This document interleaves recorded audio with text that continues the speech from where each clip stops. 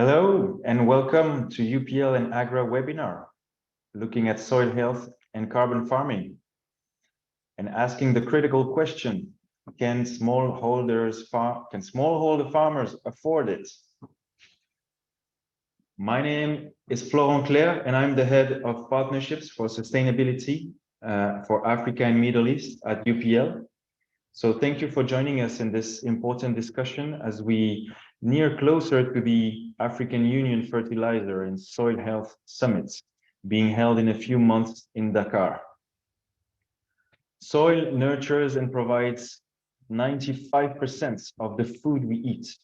It supports biodiversity, wildlife, and animals, and it holds more than 3 times the amount of carbon than the atmosphere.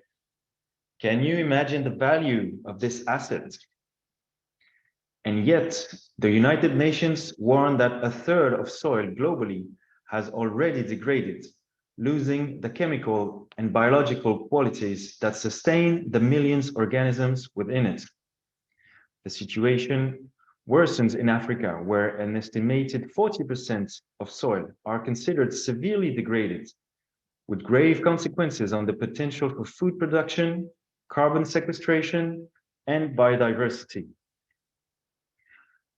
So we know that our current production model is not sustainable and that a status quo is not an option.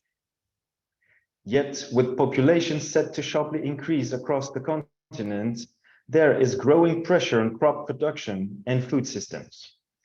But with forces of climate change leading to droughts, floods, forest fires, and extreme weather events, farmers are faced with a daunting challenge. Fortunately, it has been proved that regenerative agricultural practices, such as no-till systems, crop rotations, combined with new technologies, can foster new opportunities and outcomes for soil health. Hence, supporting efforts to fight climate change, producing higher crop yields, and increasing the resilience of farming systems. However, how can we ask farmer that is struggling to put food on his own table and to cover families' basic needs, to care about the effects of global warming and the long-term consequences of a production model that he may have not chosen? So now the question is, what can we do to support their transition towards a more sustainable food production model that would protect soils on the long run, but also improve their livelihood today? Today, our esteemed panelists will be looking at the status of soil health across the continent and the challenges this poses for farming communities, before taking a deeper look into the efficacy of innovations and agricultural practices in restoring and maintaining soil health. We will then assess how compelling and accessible these solutions are for Africa's smallholder farming communities, particularly given the other problems, pressures, and priorities they face. We have a lot to cover and a lot of interesting perspectives to hear. So with that, I will give the floor to our moderator today, Agui Conde, Vice President for Program Innovation and Delivery at AGRA. Thanks so much for joining us, Agui. Thank you very much, Ferrand, for setting the tone. I do love the enthusiasm that you're bringing to the conversation about the quality of our soils and indeed whether smallholder farmers can afford what it will take to actually utilize this asset. So before I kick off this webinar, I do see we've got a fantastic audience joining us, over 220 and counting. Let me first and foremost take us through a quick modalities on how we will be running this webinar. I do see already people are introducing themselves in the chat.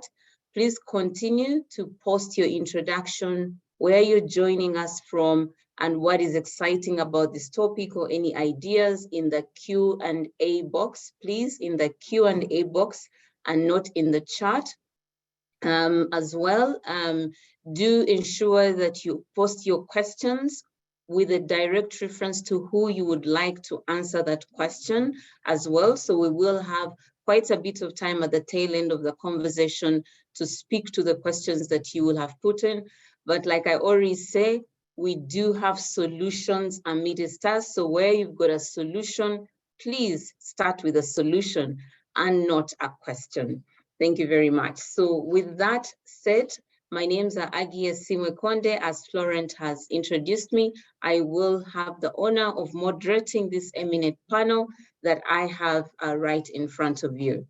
So to begin, I would like to introduce the panel. We've got a very diverse panel that will be speaking to us.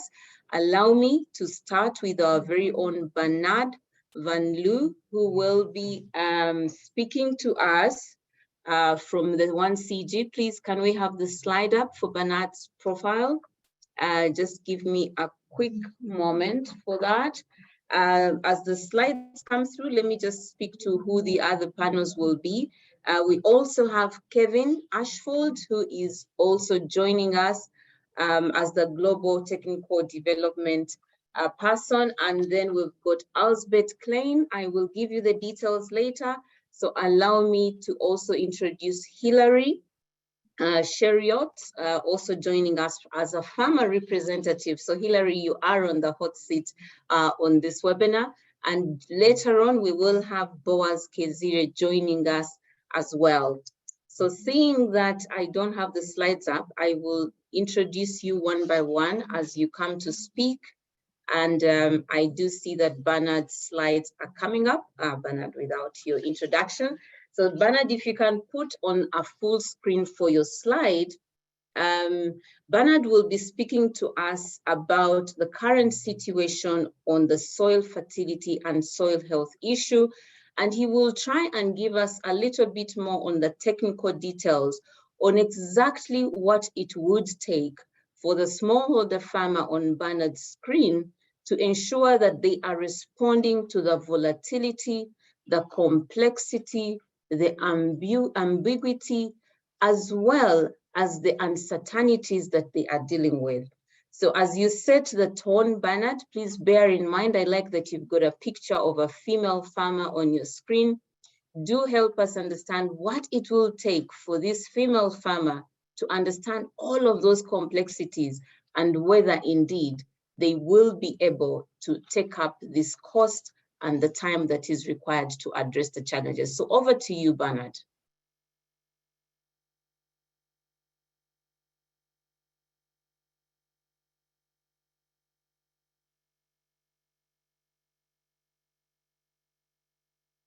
I see, I thought I was muted. Yeah, thanks, Agi. I think the topic of this meeting today is really about solving this equation. How do we retain productivity, increase productivity, while at the same time increase soil health? So in a sense, we would probably aim at ending up in a green situation here, where we have high crop productivity and at the same time retain soil health. Now, nowadays, this is very often where we are not. And one of the reasons is, you know what I will explain now. If we look back in history, a long time ago, we had a lot of slash and burn in Africa. This is a recent photo from the Congo forest. What happened in those situations is people clear a piece of land. They start here with a high fertility, high soil health, and they start growing crops, and the initial yields are good. So you're approaching that top green area. Now, over time, as people keep on cropping on the same piece of land, yields go down, productivity goes down, and at a certain time, people leave the field for what it is. They let the natural fallow regrow, and you end back. you end up back in the initial condition. So this cycle is sustainable, but it doesn't support a lot of people.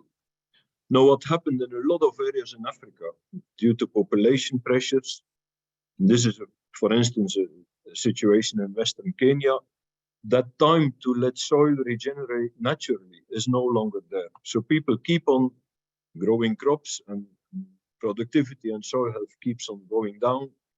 And the time to let nature regenerate soil health is simply not there. What is driving this? And this is a paper from a few years ago, but still very much valid today, I would say. They show nutrient balances for Kenya on the left, China in the middle, and the US on the right. And what you see immediately is this very negative balances in Kenya, while they are certainly very positive in China and positive in the US. Now, this is one point I really wanted to leave behind in this discussion. Nutrient mining, which is what's happening here if you have negative balances, is a soil degradation process that kicks in immediately after clearing if you don't recycle nutrients. Nutrient mining is the first degradation process, but if you keep on mining, if you keep on moving towards that red area, it generates a lot of other degradation processes, erosion, acidification, and so on.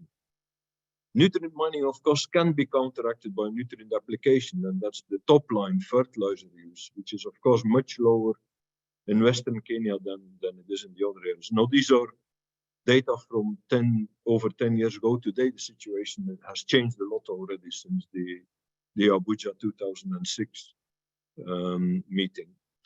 Now, you can also look at this map. On the left, we have population density, and you see the dark brown areas with a lot of people, Western Kenya being part of one of them. And on the right, you see nutrient crop yields limited by nutrient limitations, the red areas. The blue areas show where crops are limited by nutrient and water limitations. So you almost can see that the dark brown areas on the left are totally equivalent to the red areas on the right. So it's another demonstration that the population is really resulting in nutrient mining, generating a lot of the other degradation processes. So what we have been doing over years, and I joined that movement in the early 90s and early 2000s, a lot of attempts were undertaken to look for alternatives to fertilizer and be sure that these nutrients are replenished.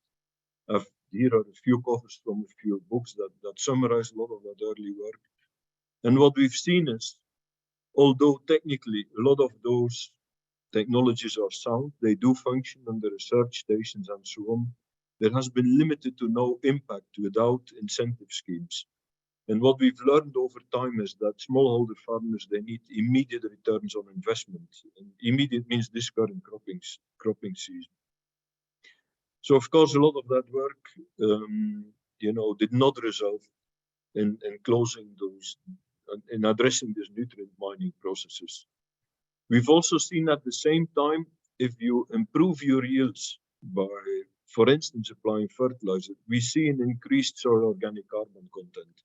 This is a more recent paper which shows the relation between change in crop productivity on the left and the relative change in soil organic carbon on the x-axis, the bottom axis. We see that the 1.3% annual increase in grain yields is associated with 0.4% annual increase in stock stocks. We also see, of course, that this relation is not very clean. It has a lot of scatter, and that scatter is actually showing us that this relationship between increased yield and stock is not straightforward. Extra effort, both in research and practice, will be needed to be sure that increased crop yield, driven in many instances by fertilizer application, is actually resulting in soil organic matter increases. One principle that's extremely important in that respect is use efficiencies, agronomic efficiencies. We know there's a lot of talk about that nowadays in view of the high cost of fertilizer. This is the master equation of agronomic efficiency, which basically says on the left, the definition, if you increase your yields per nutrient unit of nutrient supplied, is directly related to an economic indicator, value generated over cost incurred. So I can basically conclude, if you apply fertilizer and you ensure or you work towards maximizing use efficiency, you actually hit three birds with the same stone. You increase yield and profitability. Secondly, you of course reduce losses to the environment in terms of leaching, but there's also evidence that the N2O and greenhouse gas emissions reduce. And thirdly, of course, you have more biomass to reinvest in soil health. So this is what I wanted to present to the meeting today. Agi, over to you again. Wow, thank you very much, Bernard. I like the 3 birds, hitting. I was familiar with 2 birds with 1 stone. Now you're giving us 3 birds with 1 stone. And I guess that is a great way to start off the conversation. But allow me, Bernard, to first do a quick intro because I missed properly introducing you at the beginning. Bernard Van Loo is the Deputy Director General for Research and Development at IITA. Where he has been since 2012, and he leads the Central Hub, Africa Hub, as well as the Natural Resource Management Research Area. Of course, he's a doctor with applied biological science from the Catholic University in Belgium, and he's published over 200 papers. And I want to pause there about the publication because for sure, Bernard, the science is known, the science is proven. And now you're giving us a 3-in-1. Now, speak to me like you're speaking to a farmer in Kenya, a Wanjiku, who has got to take all of this knowledge that you have accumulated over the years and has got to apply it on her piece of land to achieve the 3-in-1 gains. How would you, in very simple terms, talk to Wanjiku to be able to understand that this will actually increase the return on investment on her one asset, which is the piece of land? Over to you, Bernard. Yeah, thanks, Aki. Thanks for your question. You've mentioned the critical point, knowledge. Yeah, of course, Wanjiku needs to be aware of what can be done. And as you said, a lot of R&D has been done. I think we know a lot about the basic principles of good agronomy on how to make sure that this fertilizer or other inputs are used properly. I would probably like to add one sort of comment to your general statement that all is known. We have been able in the past 5 to 10 years to actually, using new data science, new approaches to actually work in a site-specific nature. We could actually talk to Wanjiku about her plot, but do this for many, many thousands of Wanjikus at the same time in Western Kenya, which is really recent. And, these recent innovations in data science and new analytics allow us to be site-specific, relevant to Wanjiku's farm, but at the same time, doing this for 10,000 hectares or more. So that's probably new work that's being done. Now, Wanjiku, first of all, my job would probably be to talk to Wanjiku, not directly, but via empowered extension agents who are able to translate the science results in a language and a form that Wanjiku can access in her discussions with agro dealers and so on. So we've seen that this knowledge, this human interface between R&D and Wanjiku is absolutely critical. And at the same time, we've also seen that there is a lot of innovation possible in that interface, empowering extension agents with a lot of new tools in the diagnostic space and addressing challenges and so on. A lot of the other dimensions, Agi, to make sure that Wanjiku can actually apply that knowledge are very much, I could often say, even often more logistical questions than science questions. It's about having access to the right inputs. There's a lot of change in input availability, as you know. Probably we can change the portfolio of inputs available so people have the right products. But that's a logistical question. How do you make sure that Wanjiku has access to the cash, to credit, to insurance, so she can purchase those inputs and apply that knowledge?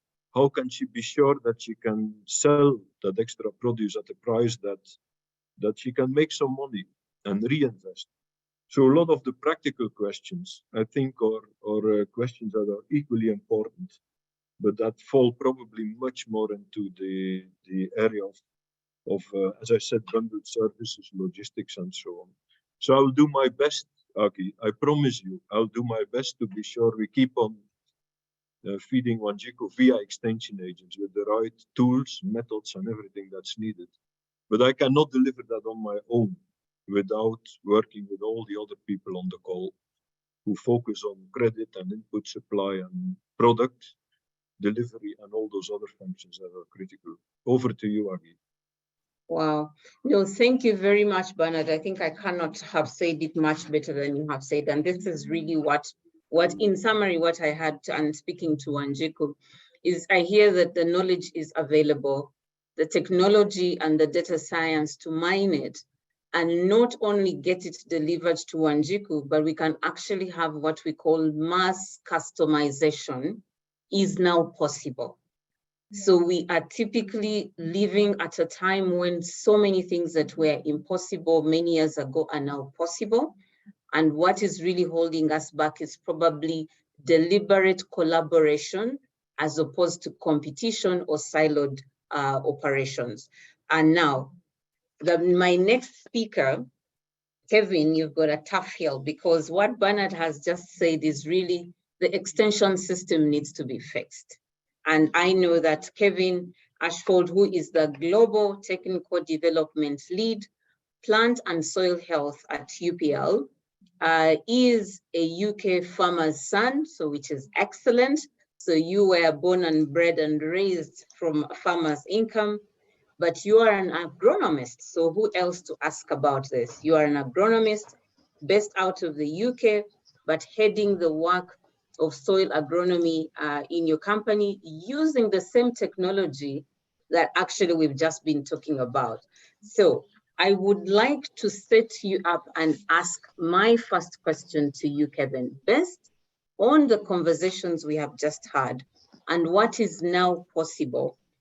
Please walk us through your presentation, but bearing in mind that I will come back to ask how we get to fix the broken extension system in sub-Saharan Africa, where the ratio is sitting near about, for every 7,500 farmers, we only have one extension officer. Over to you, Kevin. Thank you, Aggie. Thank you. You can see my screen, yes? Please confirm, yes? Correct. You can, yes, perfect. Well, hello, everyone. Soil health is one of the first questions when we discuss soil health and raising this topic is, do we actually understand the problem that we have with soil health? It can be very unclear to some in the symptoms it may present to us in the field. And one of the first signs of a poor soil health may be the basic signs of nutrient deficiency, possibly from one of the key properties in the soil, chemical, physical, or biological properties of that soil. Maybe the next step is to understand the size of the problem.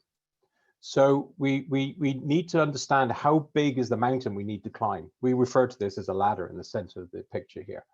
And when we represent this as a ladder, it's about overcoming that pain point. We need to identify it and through a learning process, take each step as a progression step towards the understanding and the achievement of combating the pain points that exist within farming. And then, of course, what do we do about it once we understand the problem that exists? We can adopt technologies, but can we afford those technologies? And I'll cover some of those technologies a little bit later. Firstly, all technologies are attainable and they are affordable. Precision starts with doing something better and adopting it to the circumstances. So we hear about precision farming as maybe a larger concept to agriculture that may be out of reach for some farmers, but I would disagree and say that this is very easy to be addressed. This is making technologies available by targeting them, the interventions, and concentrating the efforts of those inputs to the field. And you see here in the slide at the top right, if we can concentrate the effort of product into the furrow rather than broadcasting approach, using simple technologies, we can maximize the input and the cost effectiveness of that product. So UPL has an integrated approach with this in mind. With smallholder farmers in the mind, the solutions become accessible and affordable to all. Our integrated offer consists of products and services, training, finance, output, market access, and much more. The overall value proposition is in how we integrate this together for the consumer, the customer, in terms of packages and service support. Service support is about training, the finance and the market access combined. Training through stewardship and external training for trainers to train the trainers to deliver the improvement in practices and knowledge. To facilitate adoption and leverage to that market and position. And this is how we've employed the creation of the partnership called the Partnership for Sustainability, abbreviated as P4S. To scale up these interventions through essential partnerships to ensure that we can deliver support mechanism to the extension services and products that we offer. Our toolbox of solutions means that we can have a broad offer. We cover every part of agri-input support, from seeds to fertilizers, crop protection, and even impacting on water conservation. Our technical solutions developed within our extension research and development division have proven benefits for farmers of all scales. For instance, products such as TurboCrop as a biostimulant, a nutrient combination applied as a foliar product is able to deliver over 340 kilos per hectare yield benefit in maize corn. We see products like Biozyme from our biostimulant portfolio. Input works on plant establishment and development, showing some 120% yield increase in tomatoes. We then have a toolbox focused on soil itself, looking at aspects of inoculation of legume crops, showing 50 to 150 kilos per hectare increase in nitrogen per hectare. That's coming from the atmosphere primarily, directly available to the plant's roots and the plant for growth. We have products such as Copio, a prebiotic soil conditioner, presenting 9 to 11% increase in yield from both tomato and wheat. And not forgetting direct impacts on products like Zebra, which consistently deliver not only yield benefit, but also water savings in the region of 20–25% from irrigation practices, which whilst aiding other soil and nutrient use efficiency properties. So finally, if we look at affordability, Aggie, in terms of how a farmer might pay for some of these services going forward, there's an absolute increasing concept now of carbon farming. And combining our toolbox offer with that of regenerative agriculture is an incentive role going forward. As with natural plant protection is in our heart, and we looked at adopting the full potential of carbon capture, we need to be thinking of how we adopt the minimum tillage approach.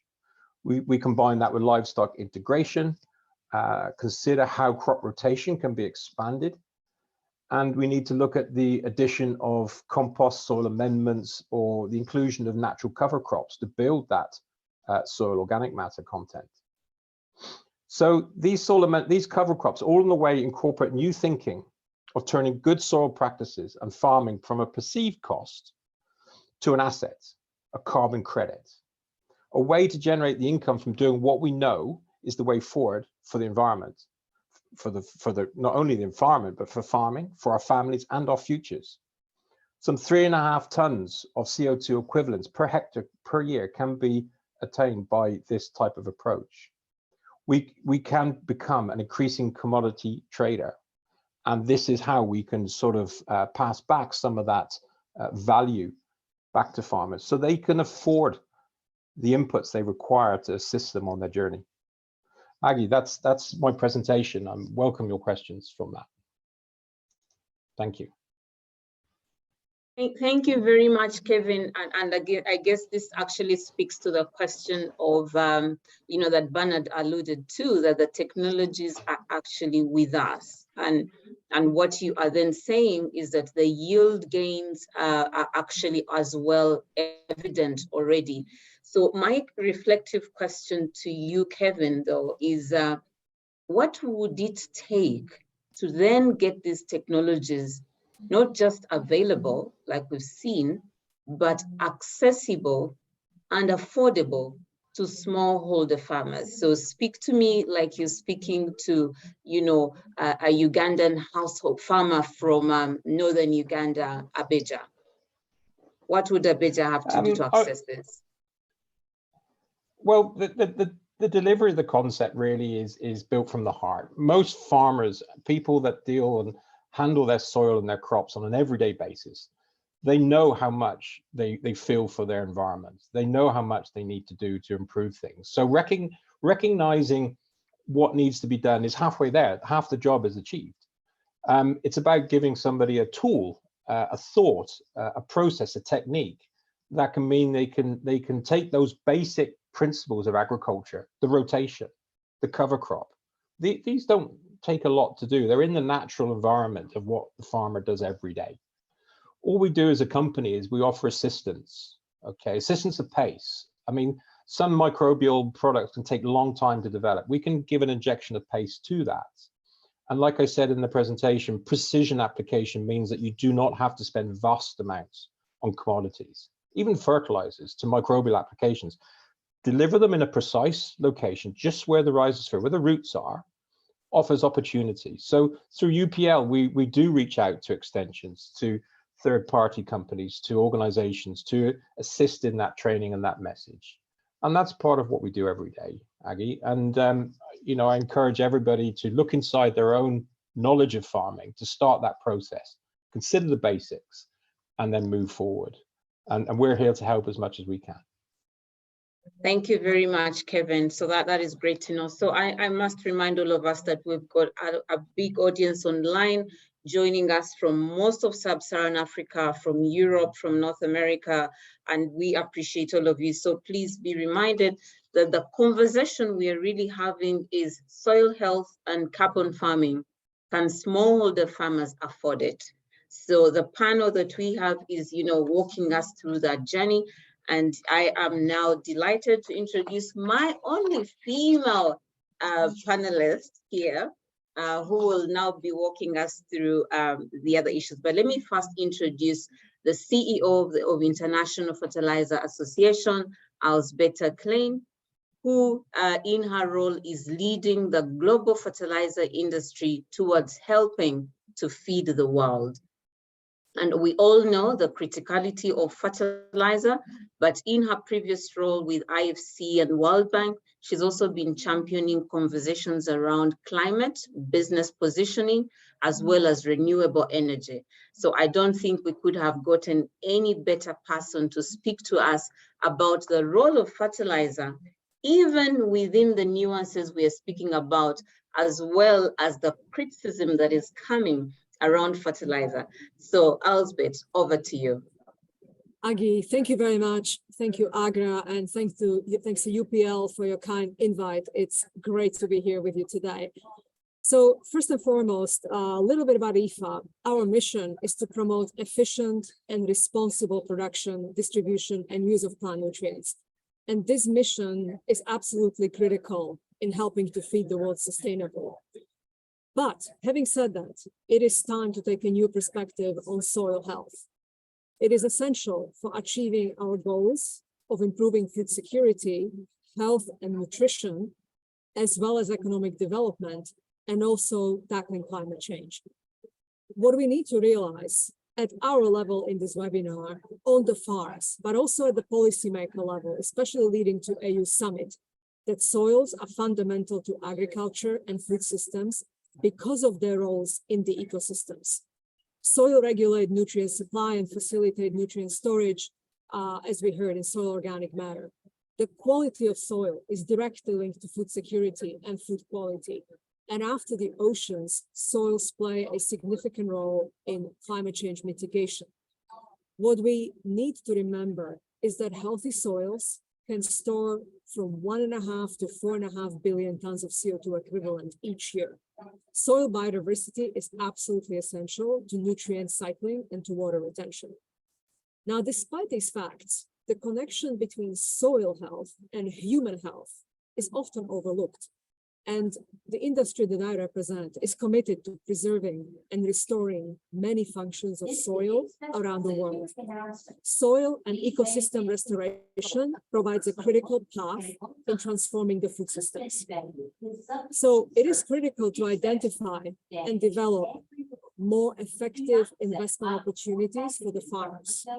As we heard from the previous conversations, farmers are the stewards of environment, and food systems need to be compensated. They need to be compensated for their sustainable management of the world's resources, which is soil health. Because we know that when soil is correctly managed, it should provide a return on investment up and down the value chain, on the farm and beyond. And I'm just going to return to this concept in a moment. This requires new financial mechanisms that support farmers in their adoption of better soil management practices and they need to be tailored to the specific regions because it's different in every single sub-region. And we also need to take into account government incentives and various government programs we have around soil. Ultimately, if we can design the new business models for the farmers, we will create incentives and compensation for ecosystem services. As part of the Food System Summit, IFAC co-created in 2021 the Soil Health Coalition, which recognizes the central role of soils as an asset to the aims of food security and nutrition. And the members of the coalition proposed very actionable roadmaps, but most importantly, public-private partnerships to make it happen. I'm just going to highlight a couple of them, which would be relevant for this conversation. The development of voluntary and transparent carbon markets and carbon pricing mechanism, including carbon credits as a tool to incentivize farmers to do that extra bit for their soil and provide them with extra income. And it also takes better understanding of the many opportunities and business model that carbon farming offers, not only to the farmer, but up and down the value chain. Because when you incentivize the off-takers from the farmers, they will have extra incentive to actually help the farmer to do that. In conclusion, I'd like to highlight where Bernard started a few minutes ago. Nutrient mining is how we get food on our table. But what we need to understand is that soil is like a bank account. When you have a bank account, you cannot just take out. You eventually have to put something back in. And there is no magic potion. There's no secret sauce. We have a toolbox of techniques that we need to use.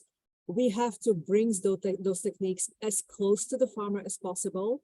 And last but not least, we have to incentivize the farmer, and we have to incentivize up and down the value chain to make it happen. Agi, thank you very much for this opportunity to hopefully kickstart a conversation. Over. Well, excellent. Thank you, Elsbeth. I do recognize you're joining us from the airport. We appreciate your commitment to this panel, and I do confirm that we heard you loud and clear. And the message that you speak about, I think actually from a dialogue conversation, is this nexus between soil health and human health. And I think for the longest, we have kept talking just about soil health in isolation of what is actually what we are getting from the current soil in the state of play is actually now showing up in our health bill.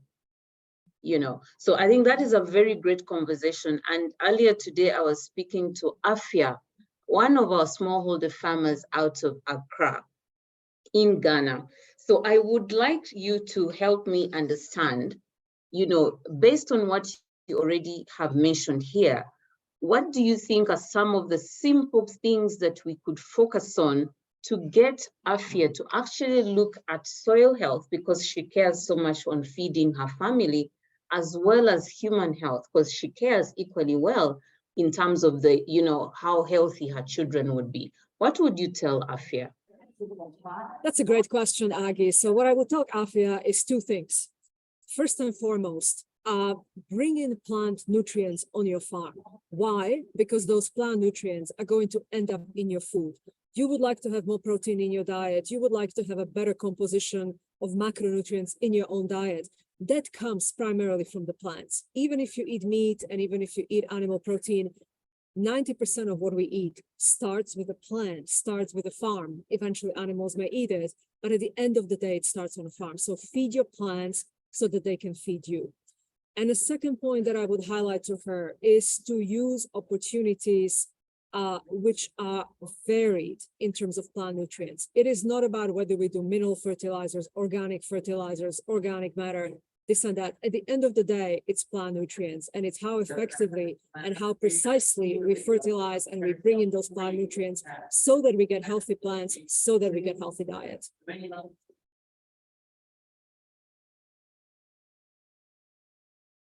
Agi, you're muted. Thank you very much.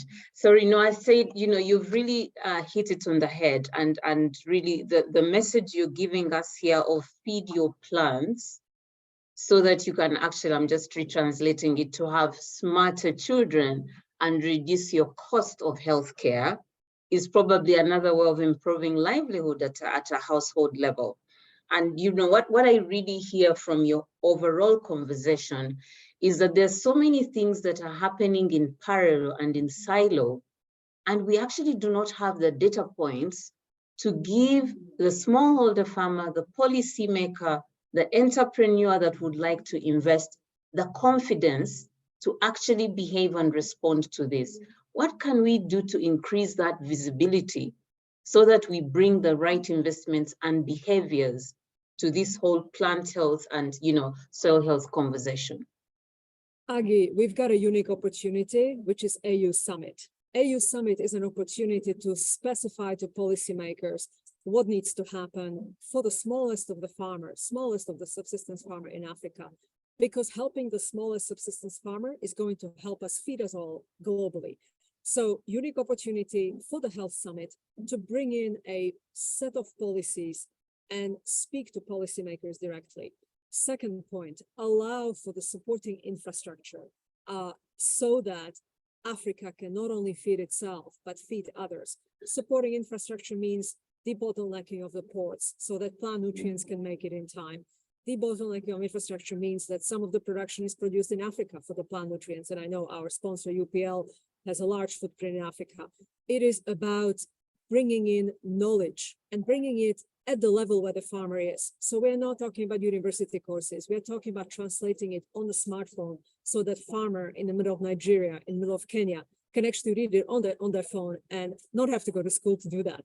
So there is an opportunity in July that we have ahead of us. And I think we need to create a collective of all of us to bring those proposals to the policymakers. I don't think we had this opportunity since 2006, so we might as well grab it and use it.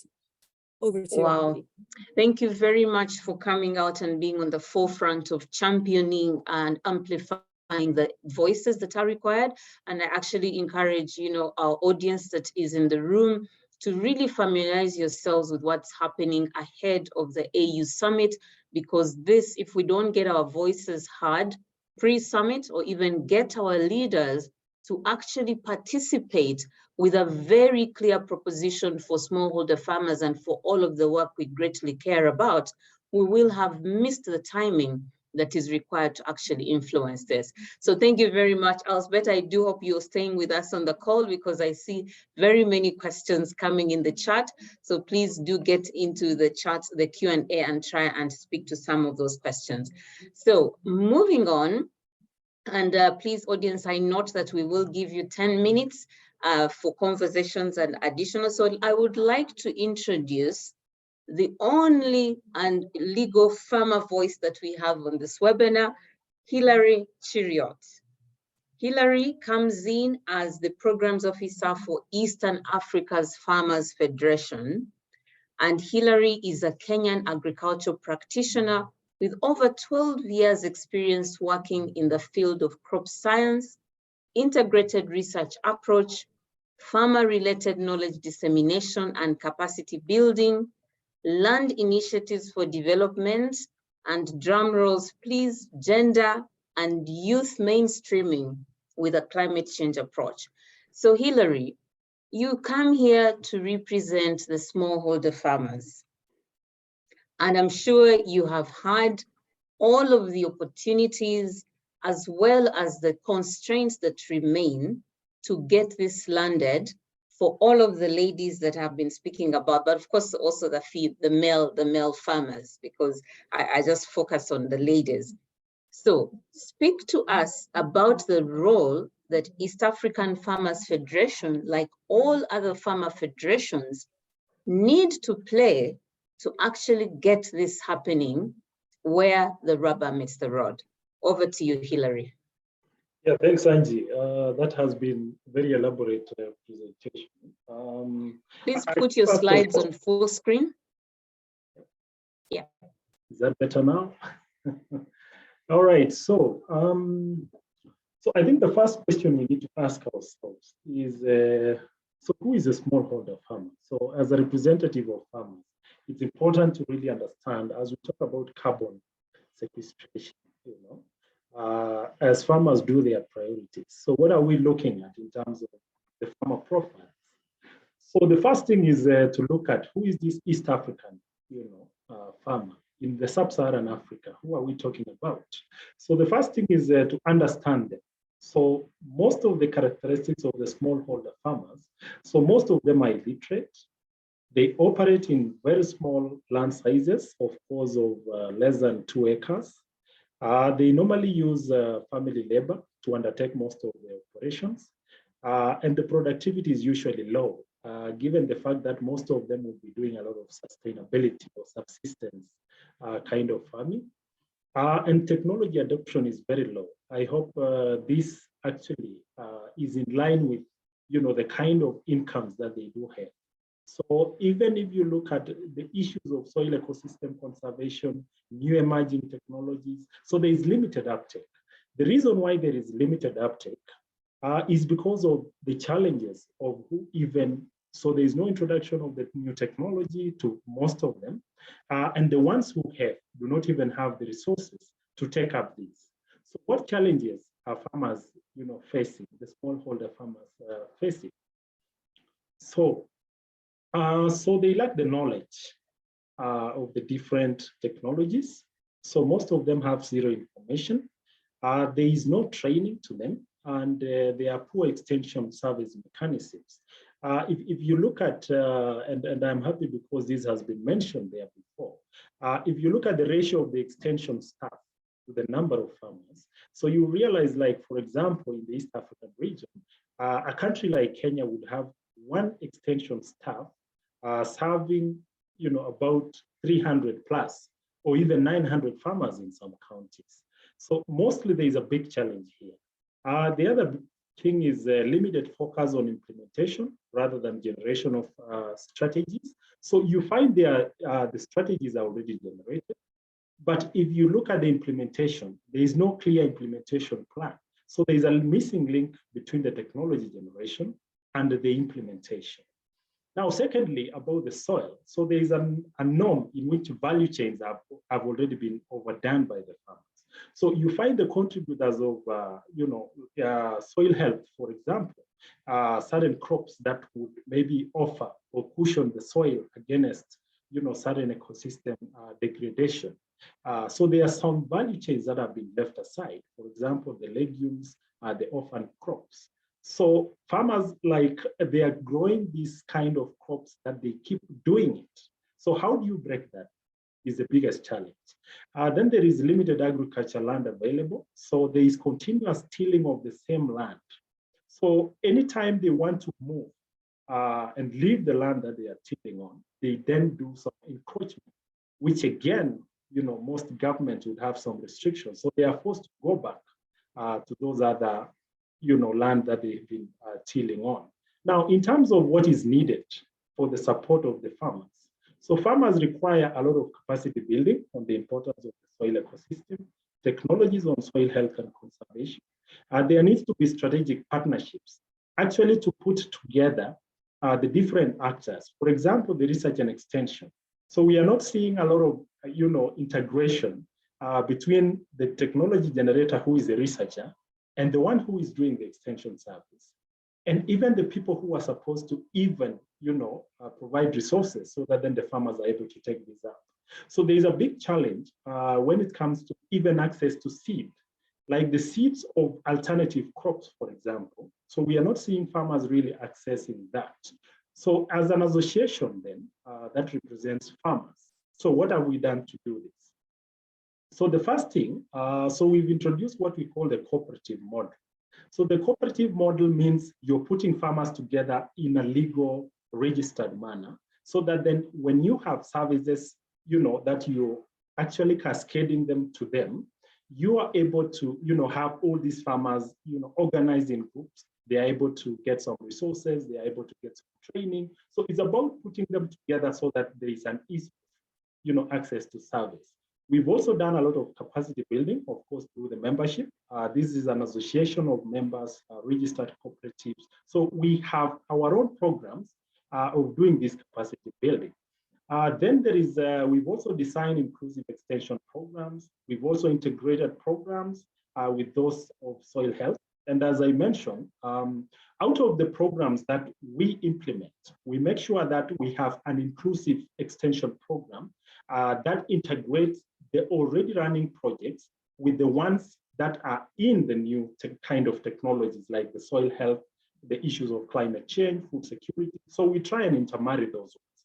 We've also gone ahead to form digital platforms that bring together the stakeholders and the actors so that then it becomes very easy to avail any service that the farmers might require at any point in time. Then before I end, I want to talk about the issue of resource mobilization. So as an association, again, we are strong at technical support for resource mobilization. So we are able to train certain groups or certain cooperatives to be in a position to get some financing to actually take up the new technology. So it's an entry point then for the cooperatives to get some resources to implement this. So the biggest thing here is, so the resources are required to implement the new innovation. So how do we let this happen? So the idea here is now to pick out the areas of support, which I mentioned, that the resources are really required to do the implementation. Because if you look at the profile of the farmers, as I mentioned, most of them would really have challenges when it comes to the implementation. So thank you very much. That was an overview of what I wanted to present in this. Thank you very much. Thank you very much, Hilary, for those insights. And it is exciting to see that our farmers are getting better organized through your associations. But I'm going to try and push back a little bit, Hilary, and you're going to bear with me, because the opportunity that we were speaking to earlier of having a young demographic that has access to mobile, is literate, they are not coming to participate in agriculture.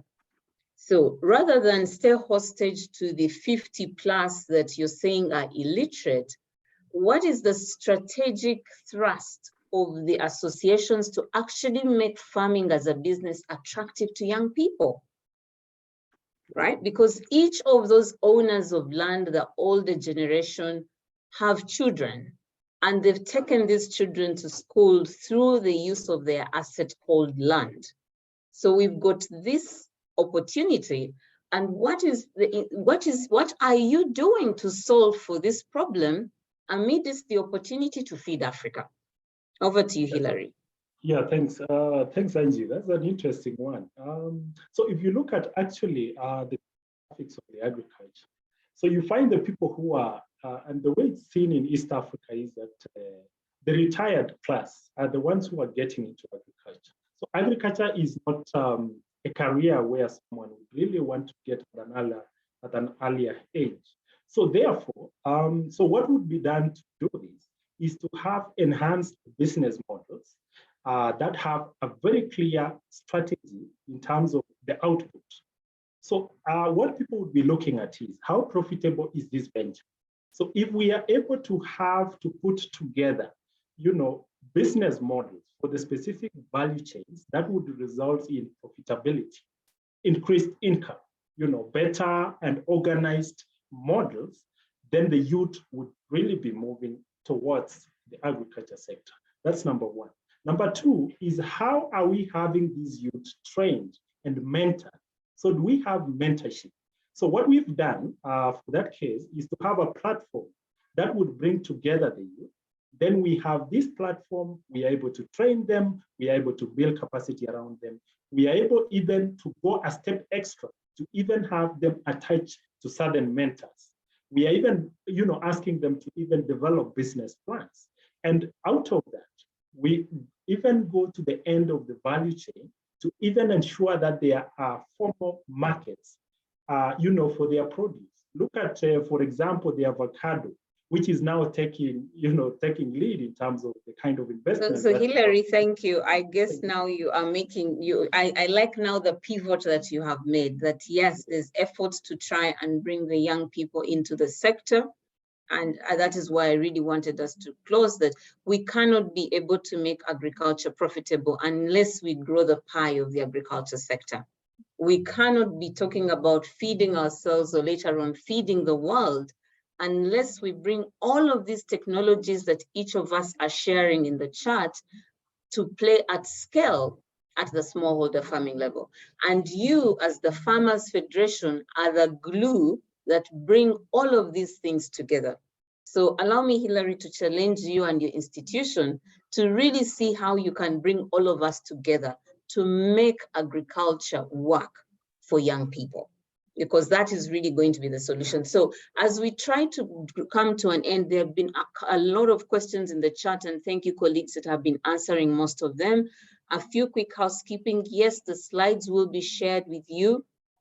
The recording will be shared with you because you're already registered. We've got your email addresses, so that will be easy. So I'm going to ask each of my panelists to put your cameras back, pick one question from the chat, answer that question, and give us your final take on the webinar. And I'll start with Bernard, but I know Bernard, maybe, I don't know if you have read the chat and have one exciting question you would like to speak to, go ahead and do that. If not, I noted Moses. Okay, then go ahead and pick the question and give me your concluding remarks. Thank you. Yeah, in fact, my concluding remarks are related to a question from Moses Kabok, who is saying that's the one I had also noted. I'm glad you're answering that one.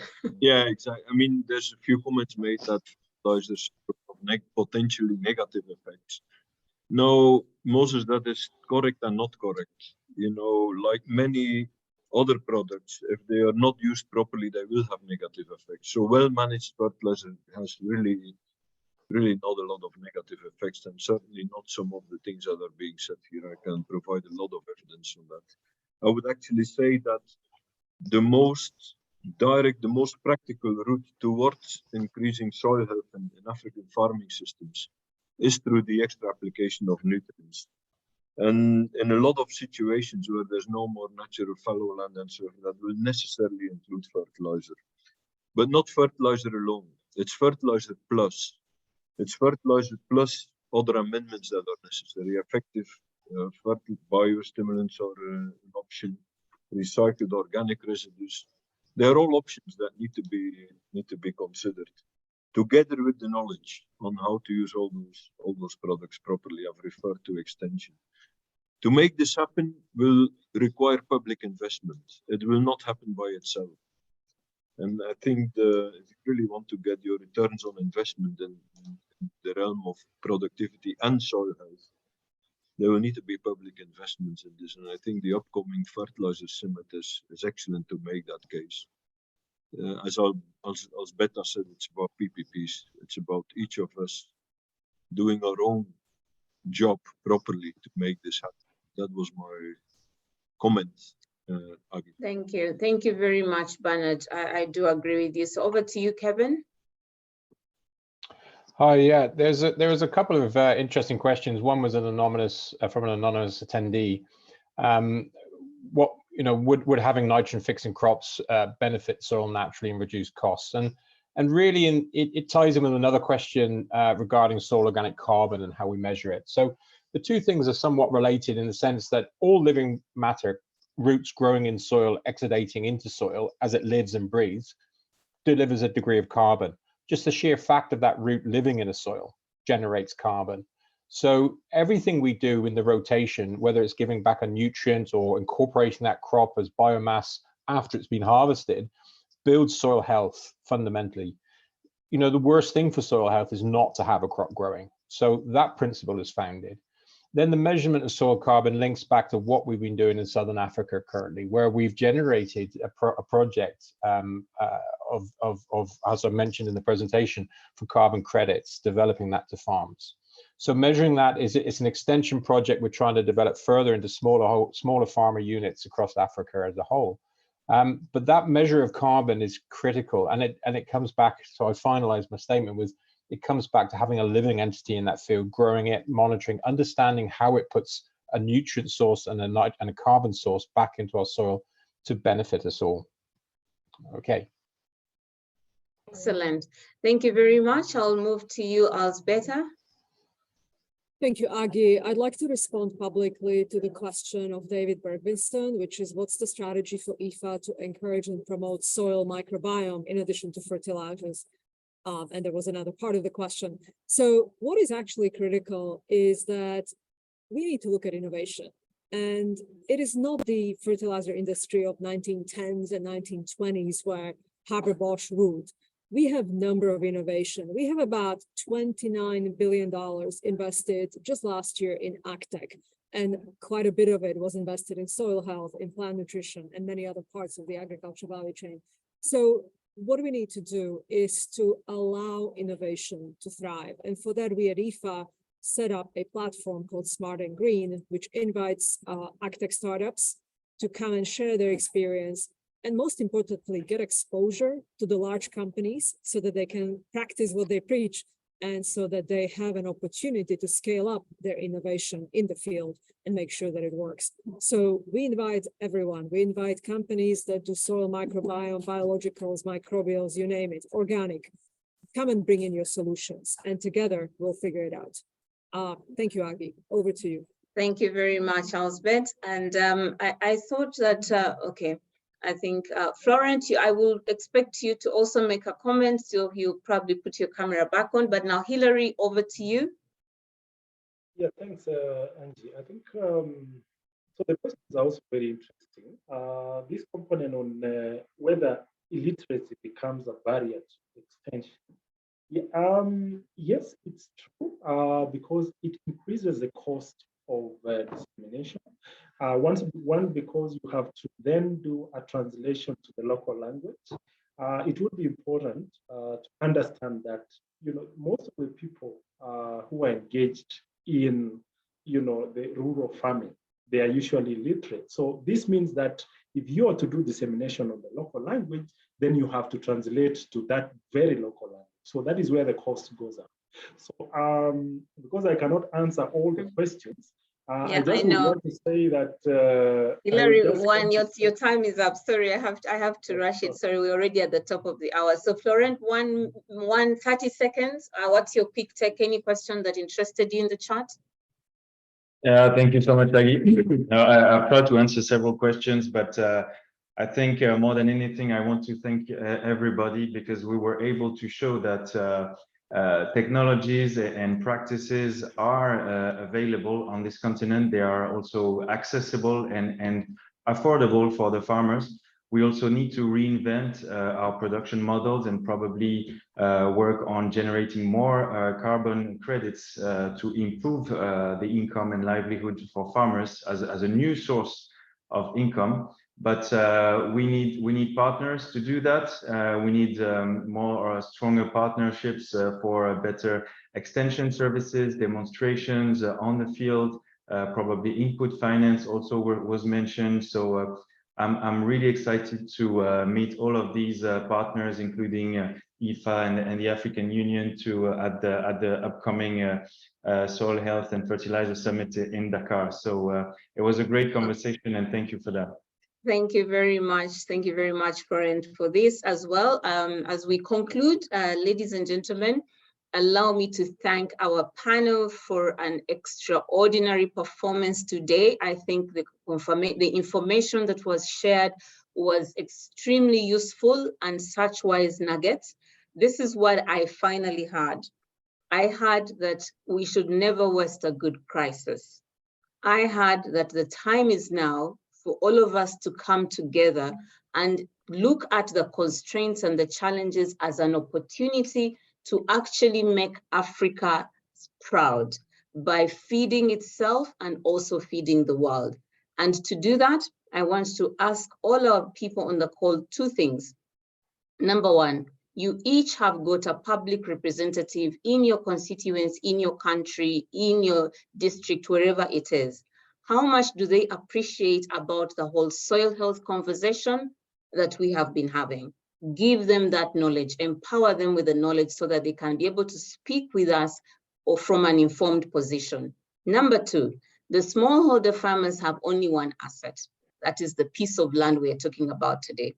What is the quality of that soil?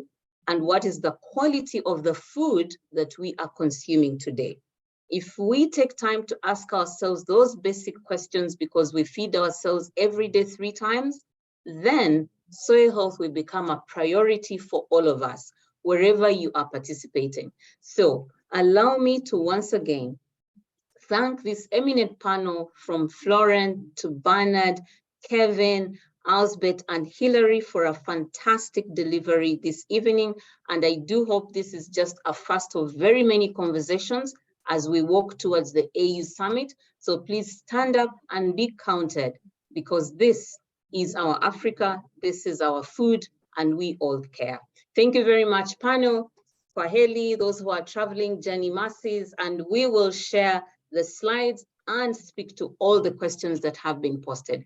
Thank you very much, fantastic audience, for staying the time. We appreciate you, and thank you to the team that did this. Thank you very much. Au revoir from AGRA. I am Agia Semakonde, your host. Thank you.